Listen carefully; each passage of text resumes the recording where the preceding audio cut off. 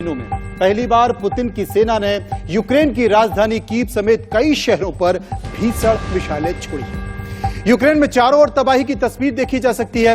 Putin के आक्रामक रुख को देखते हुए यूक्रेन पर परमाणु हमले की आशंका भी जताई गई है। इस आशंका के बाद नाटो ने न सिर्फ रूस के परमाणु हथियारों की नजदीकी से निगरानी कर रहा है, बल्कि अमेरिका पोलैंड में जल्द ही परमाणु हथियार भी तैनात करने जा रहा है। पर बड़ा सवाल है कि रूस और यूक्रेन की जंग के बीच क्या पुतिन वाकई परमाणु हमले की चेतावनी को हकीकत में बदलेंगे? अगर ऐसा हुआ तो तीसरा विश्व युद्ध तो तय मान लीजिए। अपने इस कार्यक्रम आंकड़े हमारे फैसला आपका में हम आपको बताने जा रहे हैं कि रूस और नाटो के पास कितने और कैसे कैसे परमाणु हथियार हैं।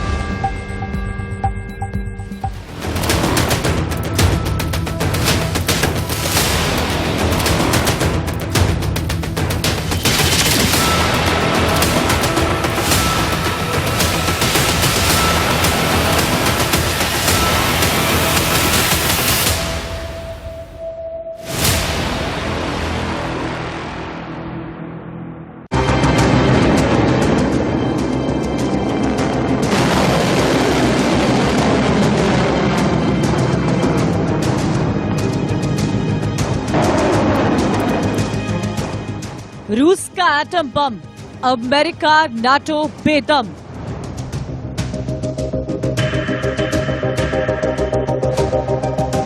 पुतिन करेंगे परमाणु प्रहार, दुनिया में मचेगा हाहाकार।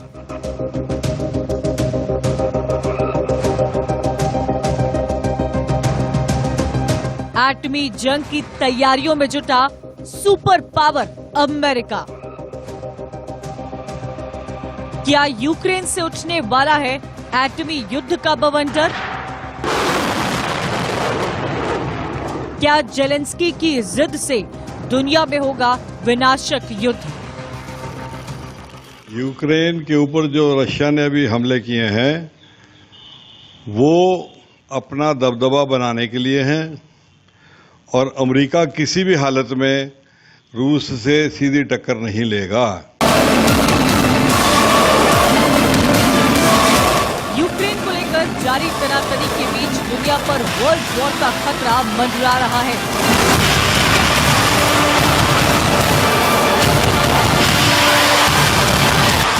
तो साथ ही रूस यूक्रेन के बीच जारी महायुद्ध के विनाशकारी एटमी जंग में बदलने की आशंका गहराती जा रही है।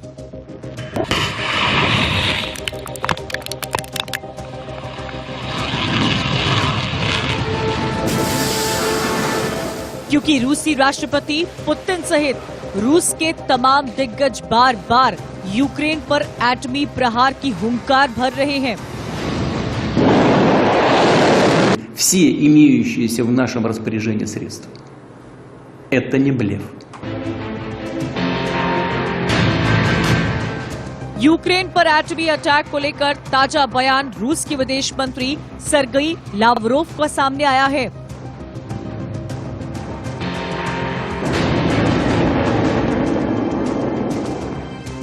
रूस की सरकारी टीवी से बातचीत में उन्होंने कहा, मॉस्को तब ही परमाणु हथियारों का सहारा लेना जब रूस को तबाही का सामना करना पड़े। लावरोव ने आरोप लगाया कि पश्चिमी देश रूस की मंशा को लेकर झूठी अफवाहें फैला रहे हैं। इसी बीच रूस के उप विदेश मंत्री सर्गेई रयाबकोव के बयान ने आग में घी डालने का काम किया।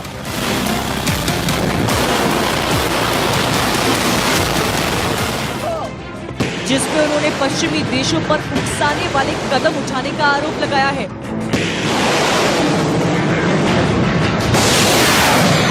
सर्गेई रयाबकोव ने पश्चिमी देशों को धमकाते हुए कहा, यूक्रेन को पश्चिमी देशों की सैन्य सहायता, नाटो के सदस्य देशों में उसके सैनिक को प्रशिक्षित करना और यूक्रेन को सैटेलाइट डेटा उपलब्ध कराना पश्चिमी देशों को कीव की तरफ से संघर्ष में तेजी से शामिल कर रहा है। रूस के इस बयान के बाद वर्ल्ड वॉर की चिंगारी कभी भी भड़कने की आशंका जताई जा रही है। क्योंकि यूक्रेन को पश्चिमी देशों से मिल रही मदद से रूस गुस्से की आग में धधक रहा है। तो पुतिन का पारा 7वें आसमान पर है। सरगई रयाबकोव के मुताबिक संभावित खतरे को देखते हुए रूस बचाव के उपाय करने के लिए मजबूर है।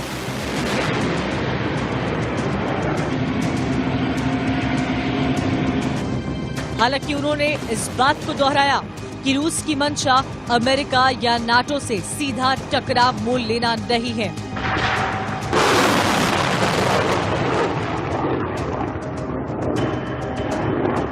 अमेरिका और नाटो के बल पे खेल रहा था, अभी नाटो में भी दुफाड़ बढ़ गया है, क्योंकि जो सैंक्शंस लगे हैं उससे ज़्यादा नुकसान नाटो वालों का हो रहा है। ना तो उनको गेहूं मिल रहा है, ना गैस मिल रही है, ना तेल मिल रहा है। लेकिन यूक्रेन को लेकर बढ़ते तनाव और पुतिन की धमकी के बीच अमेरिका की अगुवाई में नाटो के एटमी युद्ध अभ्यास में महाविनाश की आहट सुनाई दे रही है। बताया जा रहा कि नाटो जल्द ही एक एटमी वॉर की ड्रिल करेगा, जिसमें परमाणु हथियार ले जाने में सक्षम फाइटर जेट्स भी शामिल होंगे। हालांकि इसमें कोई एक्टिव बम इस्तेमाल नहीं किया जाएगा। नाटो महासचिव जेंस स्टोल्टेनबर्ग ने इसकी पुष्टि की है।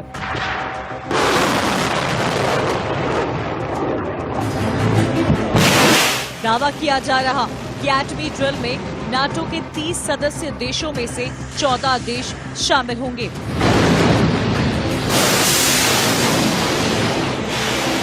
इस युद्धाभ्यास की योजना बीते फरवरी से यूक्रेन पर रूस के आक्रमण से पहले ही बनाई गई थी।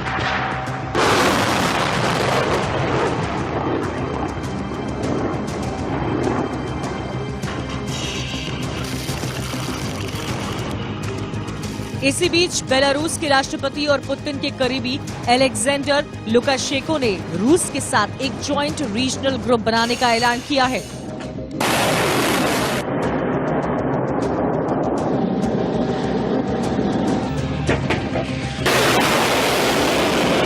उनका दावा है कि इसका मकसद बेलारूस पर यूक्रेन और नाटो के संभावित हमले को नाकाम करना। नाटो और अमेरिका किसी हालत में, आप यकीनन मान लें, किसी हालत में जंग में नहीं जाएंगे। माना जा रहा कि जिस तरह से दुनिया दो गुटों में बढ़ती जा रही है और दोनों के बीच तनाव बढ़ता जा रहा है, जिस तरह अमेरिका और रूस की अगुवाई वाला गुट एक दूसरे के खिलाफ भड़काने वाले कदम उठा रहा है, उससे महाविनाश की आशंका बढ़ती जा रही है। Bureau report, India news.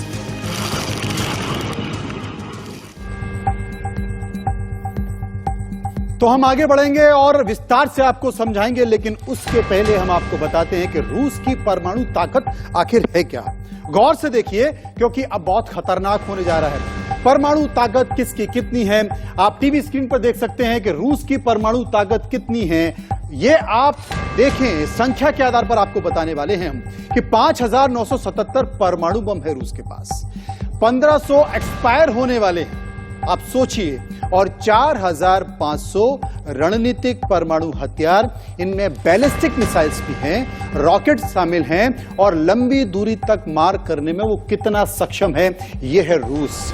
ये है रूस की ताकत, रूस की परमाणु ताकत। इसलिए अभी तक नाटो के देश हिम्मत नहीं कर पा रहे हैं। भले ही पुतिन ने अपनी नाराजगी दिखाई है, बम वर्षा की है, लेकिन अब तक हिम्मत नहीं कर पा रहे हैं और यूक्रेन समझ नहीं आ रहा कि आखिर करे क्या करें।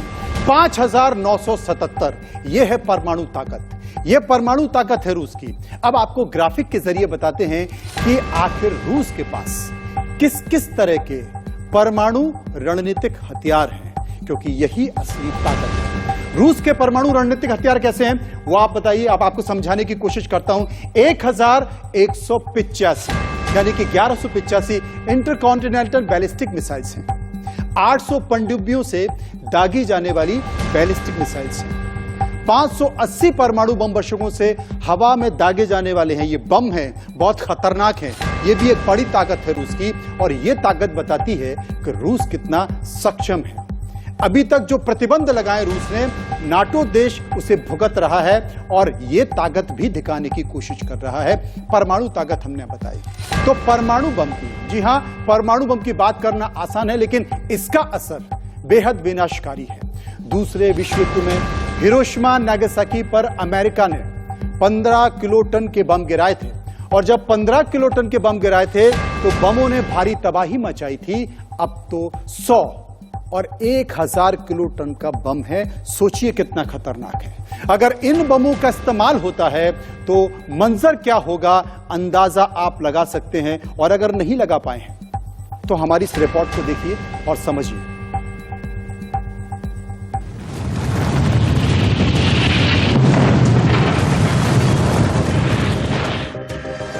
यह है दूसरे विश्व युद्ध की महाविनाशक तस्वीरें, रूह कपा देने वाली तबाही की तस्वीर।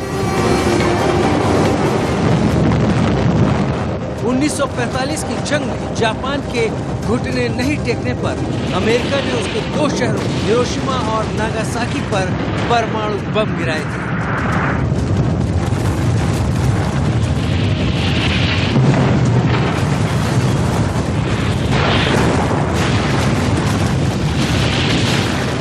अगस्त 1945 को हिरोशिमा और 9 अगस्त 1945 को नागासाकी पर परमाणु बम प्रहार किया था।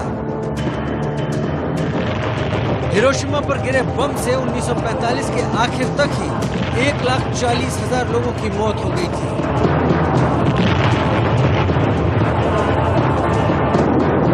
नागासाकी पर जो बम गिरा था उसका रेडिएशन पहाड़ों की वजह से 6.7 किलोमीटर तक ही फैला था। इससे भी 1945 के आखिर तक 74,000 लोग मारे गए थे। हमले के बाद जमीन की सतह का तापमान 4000 डिग्री सेल्सियस पहुंच गया था।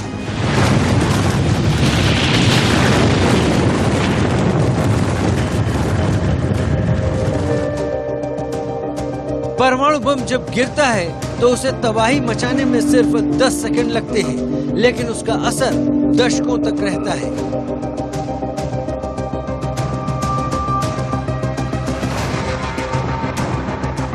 बम गिरने के सालों बाद भी लोग खतरनाक बीमारियों से जूझते रहते हैं।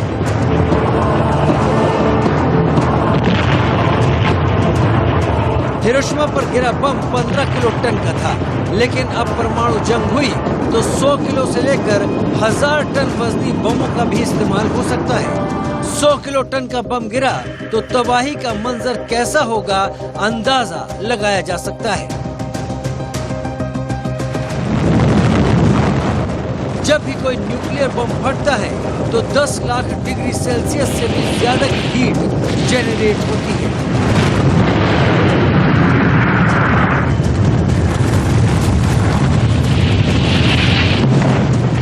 जो कई किलोमीटर में आने वाली चीजों को खाक कर देती है। धमाके में ऐसा प्रेशर क्रिएट होता है कि बड़ी बड़ी इमारतें ध्वस्त हो जाती हैं। अगर ऐसे ही 100 बम गिरा दिए जाएं, तो पूरा यूरोप काले धुएं की आगोश में समा जाएगा। सूरज की रोशनी ठीक से धरती पर नहीं पहुंचेगी। बम धरती की आधी ओजोन लेयर को खत्म कर देंगे। लोग गंभीर बीमारियों की चपेट में आ जाएंगे। मॉनसून का सिस्टम बिगड़ जाएगा। खेती पूरी तरह से तबाह हो जाएगी। एयर ब्लास्ट हुआ तो मंजर और भयानक होगा।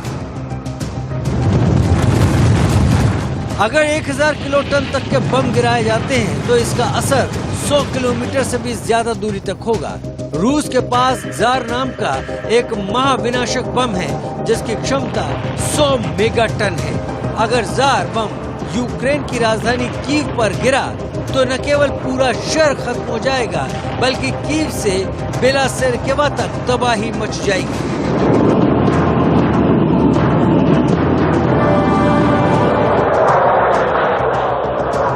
मतलब साफ है, परमाणु युद्ध के बाद जिस तरह की तबाही होगी वो रूह कपा देगी। सब कुछ तहस नहस हो जाएगा। विनाश सिर्फ रूस और यूक्रेन में नहीं होगा, आधी दुनिया तबाह हो जाएगी।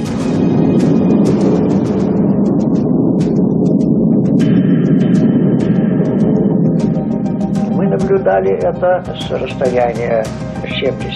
इसलिए परमाणु बम की बात करना आसान है, लेकिन इसका इस्तेमाल और उसका असर बेहद विनाशकारी है। अमेरिका और रूस के पास सैकड़ों परमाणु बम हैं और जंग एटमी हुई तो महाविनाश निश्चित है। Bureau report, India news.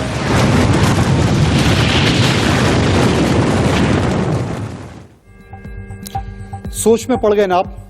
सोचिए, हिरोशिमा में 15 किलो और अब 100 से 1000 किलो तक के बम है, परमाणु बम। क्या होगा? लेकिन उसके बाद भी रूस और यूक्रेन के बीच पिछले 8 महीने से जंग छिड़ी है। दोनों के बीच शह मात का खेल चल रहा है। लेकिन कर्च ब्रिज पर हमले के बाद पुतिन का पारा अब हाई हो गया है। उसके बाद पुतिन ने यूक्रेन में ऐसी तबाही मचाई कि उसके मददगार तक हिल गए। देखिए इस खबर को और समझिए कितना खौफनाक है।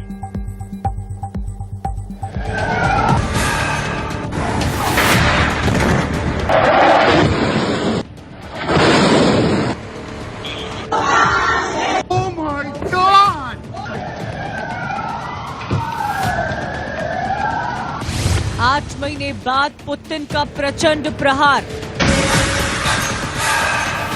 मिसाइलों से वार, यूक्रेन से सब कुछ खाक। हर तरफ हाहाकार, वर्ल्ड वॉर का अलार्म। रूस के ताबड़तोड़ मिसाइल अटैक से यूक्रेन दहल उठा है।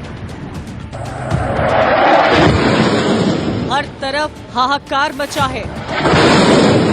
पुतिन के बारूदी दिमाग ने यूक्रेन में कहर बरपा दिया है। यूक्रेन के शहर जल रहे हैं। तमाम इमारतें मलबे में तब्दील हो गई हैं।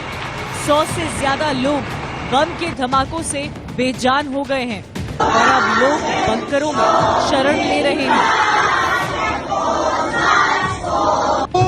रूसी हमले को लेकर पूरे यूक्रेन में दहशत पसरी हुई है।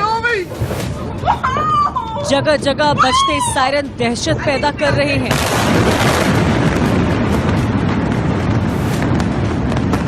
हवाई हमलों को देखते हुए यूक्रेन हाई अलर्ट पर है।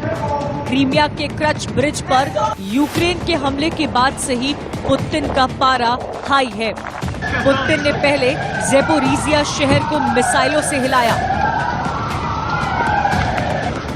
उसके बाद कीव समेत कई शहरों पर ताबड़तोड़ मिसाइलें दागी। स्कूल, रिहायशी इमारतें, अस्पतालों तक पर अटैक किया गया। पश्चिमी लीव और विनित्सिया में बिजली के प्लांट को निशाना बनाया गया। 300 से ज्यादा शहरों में बिजली गुल हो गई। रूसी सेना ने 10 अक्टूबर को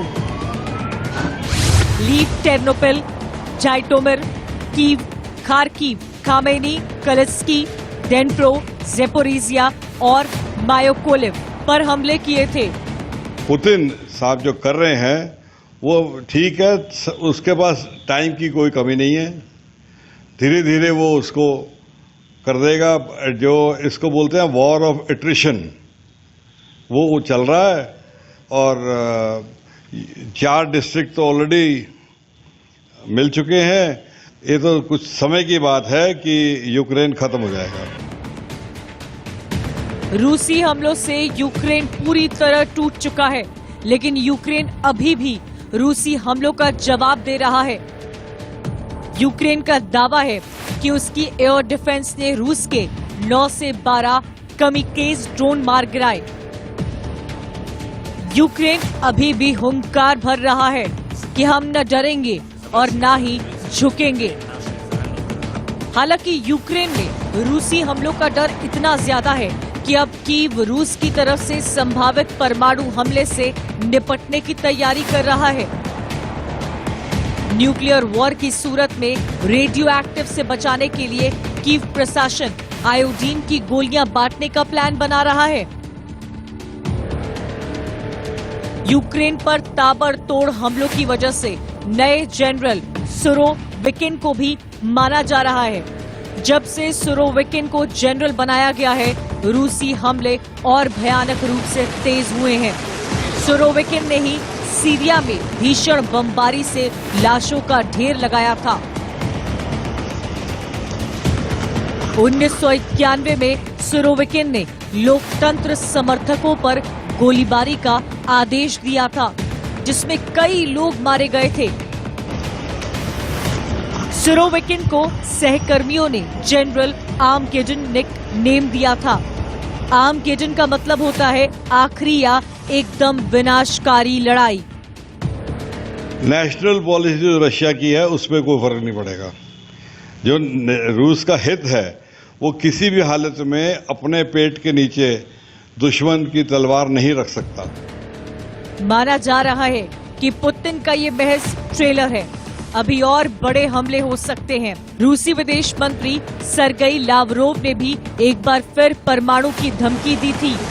कुछ दिन पहले पुतिन ने भी परमाणु हमले की चेतावनी दी थी और कहा था कि नाटो के कुछ बड़े नेता रूस के खिलाफ एटमी हथियार इस्तेमाल करने की धमकी दे रहे हैं। अगर पश्चिमी देश हमें परमाणु हथियारों के इस्तेमाल को लेकर ब्लैकमेल करेंगे तो रूस भी अपनी पूरी ताकत से जवाब देगा। ऐसे में बड़ा सवाल है कि आखिर पुतिन यूक्रेन को सबक सिखाने के लिए किस हद तक जाएगा।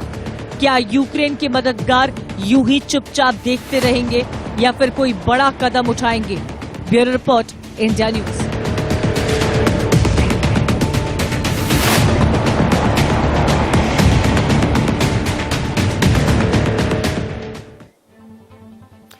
असल में जनरल सरगेई सुरोविकिन को जब से यूक्रेन युद्ध के लिए सेना का कमांडर नियुक्त किया गया, तभी से रूस ने यूक्रेन में ताबड़तोड़ प्रहार करना शुरू कर दिया। नए जनरल सरगेई को न केवल जंग का ज्यादा अनुभव है, बल्कि वे दुश्मनों को निर्दयता के साथ खाक में मिलाने के लिए भी जाने जाते हैं। इस खबर को देखिए।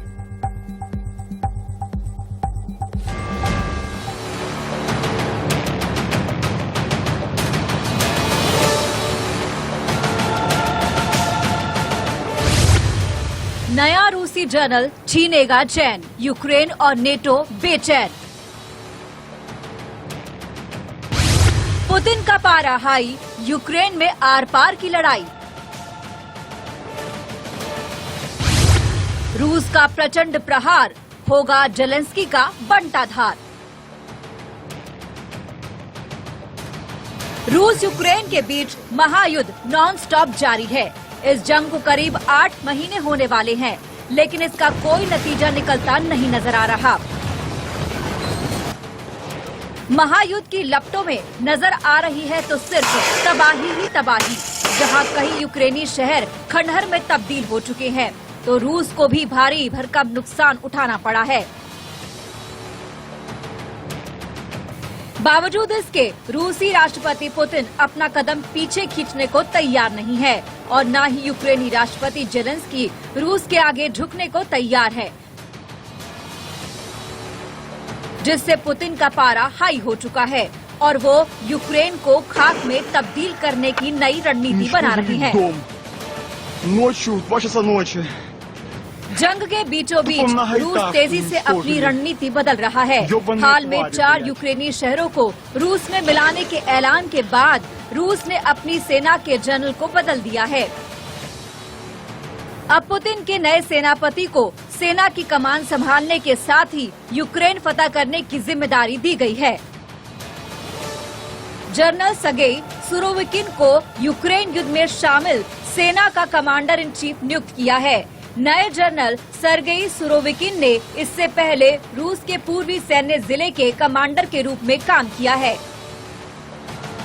रक्षा जानकारों के मुताबिक सरगेई को जनरल नियुक्त करने का रूसी फैसला जंग का रुख बदलने वाला साबित होगा और वो तेजी से आगे बढ़ती यूक्रेनी सेना के लिए बड़ा खतरा बन सकते हैं,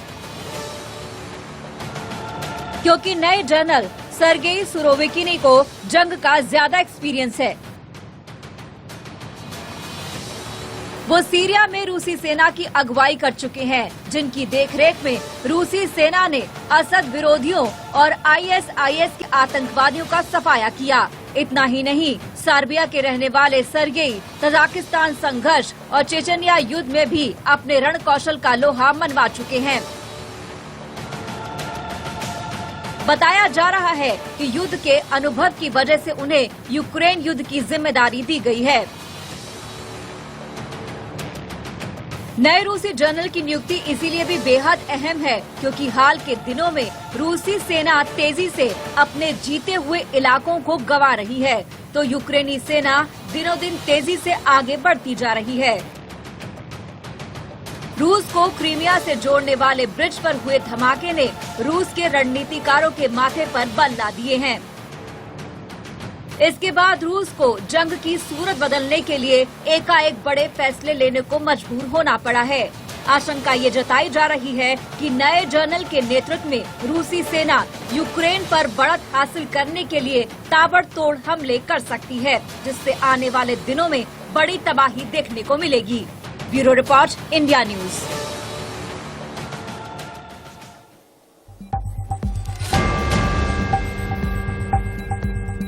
और रुकेंगे यहां पर कुछ पलों के लिए, वापस आएंगे तो बात करेंगे कुछ और तबाही की, क्योंकि तो स्वागत है बात का। हम आप बात कर रहे हैं प्रचंड प्रहार की। जी हां, पुतिन के प्रचंड प्रहार से डरे यूक्रेन राष्ट्रपति जेलेंस्की ने अब G7 के देशों से मदद की गुहार लगाई। जेलेंस्की ने इन देशों से एयर डिफेंस सिस्टम समेत दूसरे हथियारों की मांग भी की है। बेलारूस ने भी यूक्रेन की टेंशन और बढ़ा दी है। सवाल यह है कि अगर यूक्रेन के मददगार आर्थिक और सामरिक तौर पर करेंगे मदद, तो फिर पुतिन के खिलाफ जंग में भी उतरेंगे? क्या यह भी सवाल है? जी हां, समझिए इस खबर को।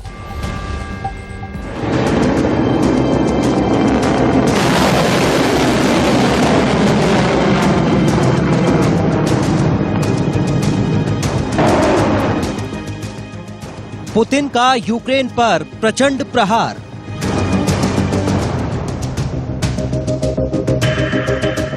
बेलारूस के साथ विध्वंसक प्लान।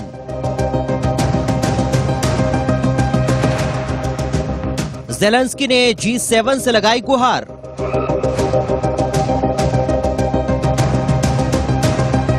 एयर डिफेंस सिस्टम की दरकार।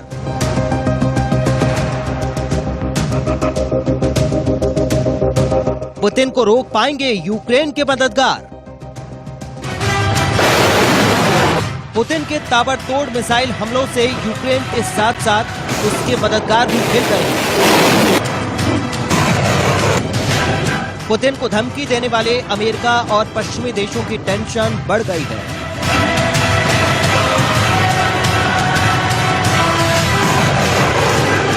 पुतिन के बारूदी प्लान से घबराए यूक्रेन के मददगार देशों ने नई रणनीति बनाने के लिए G7 की बैठक बुलाई। इसमें यूक्रेन के राष्ट्रपति जेलेंस्की ने एयर डिफेंस सिस्टम की मांग की। बैठक में जेलेंस्की ने कहा,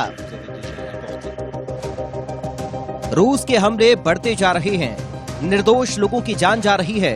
रूस लोगों के घरों और स्कूलों को निशाना बना रहा है। रूस की इस कार्रवाई को मजबूत तरीके से रोका जाना चाहिए। इसलिए रूस को जवाब देने के लिए हमें तत्काल एयर डिफेंस सिस्टम की जरूरत है। जेलेंस्की ने बेलारूस के कदम को लेकर भी चिंता जाहिर की। उन्होंने कहा कि यूक्रेन के मोर्चे पर रूस ने बेलारूस के साथ खुलेआम हाथ मिलाया है। वो रूस की सेनाओं को अपने यहाँ बैरक बनाने और नया जंगी अभियान छेड़ने के लिए जमीन मुहैया कराएगा। रूस अगर वहां सैन्य बेस बनाता है तो यूक्रेन के लिए खतरा और बढ़ जाएगा। इसी डर से जेलेंस्की ने G7 देशों से बेलारूस बॉर्डर मिशन पर फोकस करने की मांग की है। जेलेंस्की चाहते हैं कि बेलारूस बॉर्डर पर एक इंटरनेशनल मॉनिटरिंग मिशन होना चाहिए जो बेलारूस के साथ लगने वाली यूक्रेनी सीमा की निगरानी करे। जंग जो है ना वो तो कभी अच्छी होती नहीं है, पर ये लिमिटेड रहेगी, एरिया में कंटेंट रहेगी। देखो जितने भी यूरोपियन कंट्रीज हैं वो अपने इलाके में जंग नहीं लड़ते।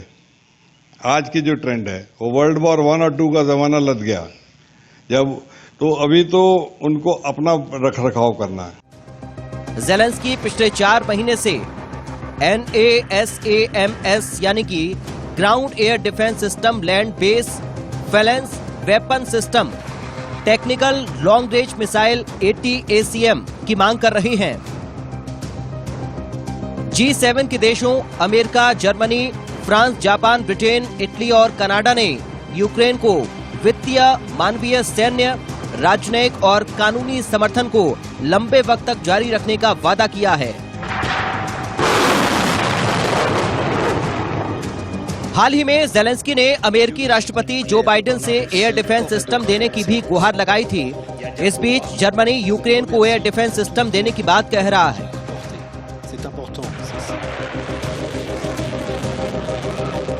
जर्मनी का एयर डिफेंस सिस्टम कीव को मिसाइल हमलों से बचाने में पूरी तरह से सक्षम है। कीव पर हुए हमलों की वजह से जर्मनी ने इसको सौंपने में तेजी दिखाने का फैसला लिया है। एयर डिफेंस सिस्टम की खासियत की बात करें तो ये 40 किलोमीटर दूर तक निशाना लगा सकता है। इस सिस्टम से यूक्रेन के बड़े शहर सुरक्षित हो जाएंगे। 10 अक्टूबर को रूस ने यूक्रेन की राजधानी कीव समेत 9 शहरों पर 83 मिसाइलें दागी थीं। इसमें 12 लोग मारे गए थे। इसके बाद अमेरिकी राष्ट्रपति जो बाइडेन ने ज़ेलेंस्की से फोन पर बातचीत की थी और रूसी हमलों को क्रूर बताया था। सवाल है, क्या G7 देशों की मदद से यूक्रेन रूस का सामना कर पाएगा? बड़ा सवाल यह भी है कि जंग में अमेरिका और पश्चिमी देशों के उतरे बिना क्या पुतिन को काबू में करना आसान है?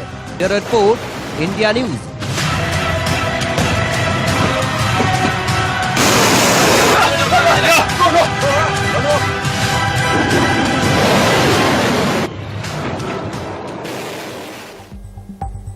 यूक्रेन की परेशानी अब एक नहीं है, कई सारी परेशानियां हैं यूक्रेन की। हम आपको बताते हैं क्योंकि पुतिन को जंग में बेलारूस का भी साथ मिल रहा है।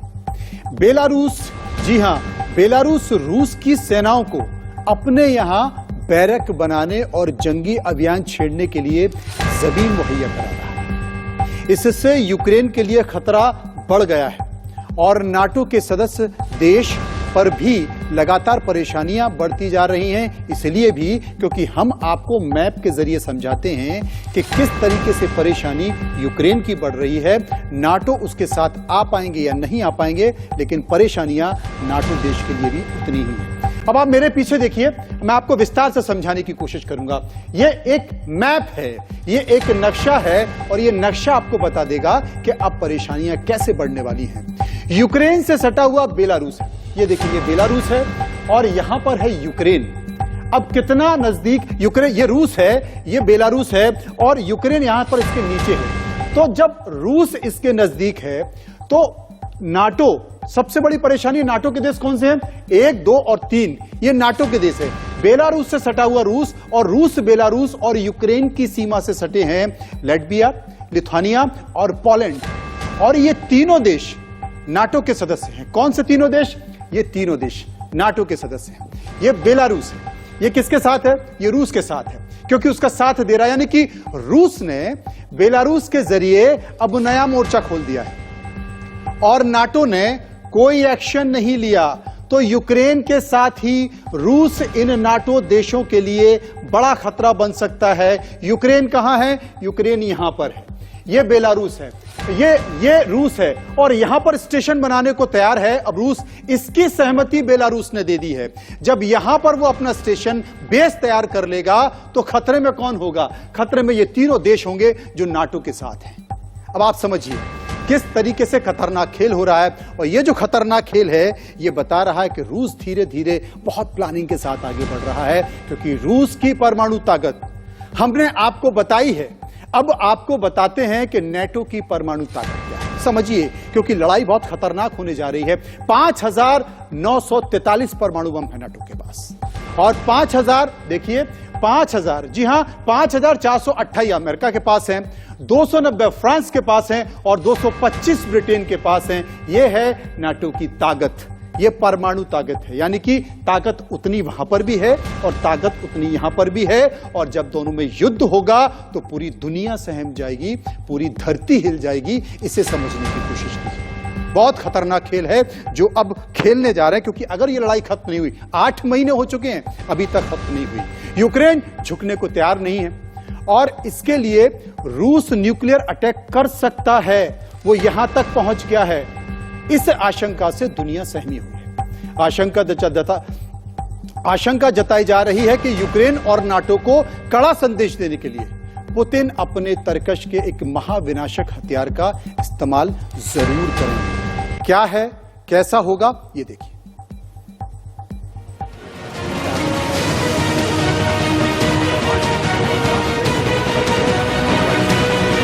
टैक्टिकल न्यूक्लियर वेपन यानी कि TNW एक ऐसा विनाशक हथियार जो हार की बाजी को भी जीत में बदल दे, वो महाविनाशक बम जो महातबाही मचा दे। आशंका जताई जा रही है कि यूक्रेन को सबक सिखाने के लिए रूसी राष्ट्रपति पुतिन इसी विनाशक हथियार का इस्तेमाल कर सकते हैं। करीब 8 महीने से जारी महायुद्ध में भारी तबाही मची है। रूस ने यूक्रेन को खंडर में बदल दिया तो हाल ही में यूक्रेन ने बड़े पैमाने पर रूस को नुकसान पहुंचाने का दावा किया और कई जगहों पर वापस कब्जा जमा लेने पर भी दम भरा है। इस बीच क्रीमिया को जोड़ने वाले ब्रिज पर हमले के बाद रूस यूक्रेन जंग सबसे खतरनाक मोड़ पर पहुंच गई। बताया जा रहा है कि ये महायुद्ध कभी भी परमाणु युद्ध में बदल सकता है, क्योंकि बीतते वक्त के साथ रूस की तरफ से टैक्टिकल न्यूक्लियर हमले का खतरा बढ़ता जा रहा है। जानकारों के मुताबिक रूस छोटे हथियारों का इस्तेमाल न कर सिर्फ यूक्रेन को सबक सिखाने की तैयारी में है, बल्कि वो इसके जरिए अमेरिका और पश्चिमी देशों को भी महातबाही की चेतावनी देना चाहता है, जो इस जंग में यूक्रेन को हर तरह की मदद मुहैया करा रही है। यूक्रेन सहित उसके तमाम ताकतवर सहयोगियों को कड़ा संदेश देने के लिए रूस छोटे परमाणु हथियारों का इस्तेमाल कर सकता है। यह हथियार तेजी से आगे बढ़ते यूक्रेनी सैनिकों के लिए काल साबित होने के साथ साथ यूक्रेनी सैन्य बलों का मनोबल चकनाचूर कर देंगे। अगर रूस के राष्ट्रपति पुतिन अब इस युद्ध में टैक्टिकल वॉरहेड्स का इस्तेमाल करते हैं तो इससे यूक्रेन की फौजों को भयंकर नुकसान होगा, साथ में काफी बड़ी संख्या में सिविलियंस भी मारे जाएंगे। इससे पूरे दुनिया में राष्ट्रपति पुतिन के विरुद्ध एक राजनीतिक विरोध आरंभ हो सकता है। हम आपको बताते हैं कि जिन टैक्टिकल न्यूक्लियर वेपन के इस्तेमाल की बात की जा रही है वो आखिर है क्या।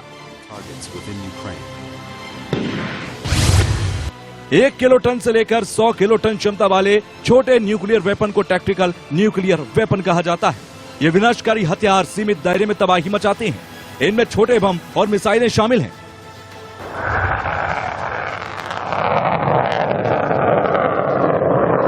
बताया जाता है कि रूस के पास 2000 से ज्यादा छोटे न्यूक्लियर बम हैं, जो कभी भी किसी भी इलाके को तबाह करने की क्षमता रखते हैं। घातक क्षमता के बावजूद tactical nuclear bomb strategic nuclear हथियार की तुलना में अलग होती हैं। करीब से दागे जाने वाले इस हथियार से विस्फोट का बहुत कम होता है, लेकिन इस बम के फटते ही 1.5 किलोमीटर के दायरे में आने वाली हर चीज भस्म हो जाती है। बताया जा रहा है कि पुतिन की सेना पारंपरिक युद्ध से परमाणु युद्ध के ट्रांजिशन का ड्रिल कर चुकी है और अब रूस के न्यूक्लियर फोर्स को अलर्ट करने की खबर के बाद इसके इस्तेमाल का डर बढ़ता जा रहा है। जानकारों के मुताबिक पुतिन का यह कदम यूक्रेन और दुनिया के लिए विनाशकारी साबित होगा। अगर रूस ने टैक्टिकल न्यूक्लियर वेपन्स का इस्तेमाल किया तो 100% नेटो भी रूस के विरुद्ध न्यूक्लियर हथियारों का इस्तेमाल करेगा। इससे तो ये युद्ध विश्व युद्ध में बदल सकता है, जो कि लॉन्ग टर्म ऑब्जेक्टिव्स के हिसाब से देखा जाए तो रूस के विरुद्ध ही जा सकता है। माना जाता है कि परमाणु हथियारों के मामले में महाबली रूस सुपर पावर अमेरिका से भी आगे है। उसकी एटमी ताकत किसी भी देश का नामो निशान मिटाने तक की क्षमता रखता है। Bureau report, India news. तो एक तरफ रूस और अमेरिका जैसी महाशक्तियां एटमी जंग के मुहाने पर खड़ी हैं, तो वहीं कोरियाई महाद्वीप भी सुलग रहा है। उत्तर कोरिया के तानाशाह किम जोंग की सनक ने महायुद्ध का अलार्म बजा दिया है। ताबड़तोड़ मिसाइलों का टेस्ट कर उत्तर कोरिया ने पानी से दागी जाने वाली मिसाइल का टेस्ट कर अमेरिका की परेशानी को बढ़ा दिया है।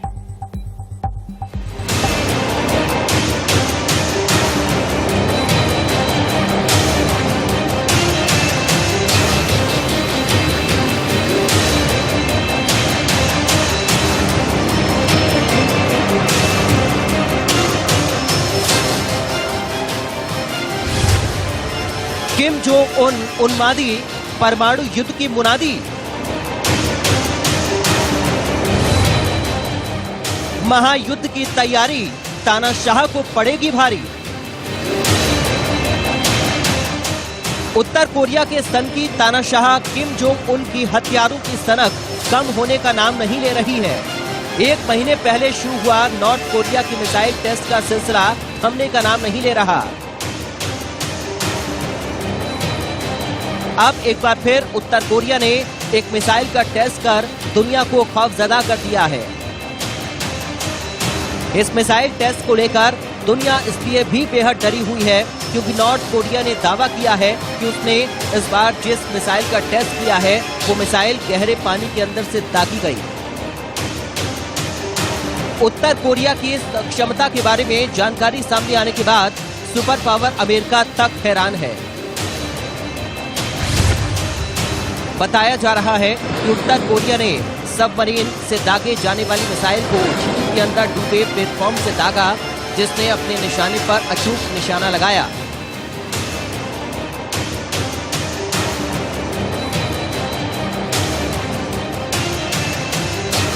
नॉर्थ कोरियाई आर्मी ने एक बयान जारी कर ऐसी शॉर्ट रेंज मिसाइल के टेस्ट का दावा किया जो किसी नदी, तालाब या समंदर की गहराई से फायर की गई। बयान में बताया गया कि मिसाइल टेस्ट के लिए special under water launch pad बनाया गया। तकनीकी तौर पर इसे अंडर वाटर साइलो कहा जाता है।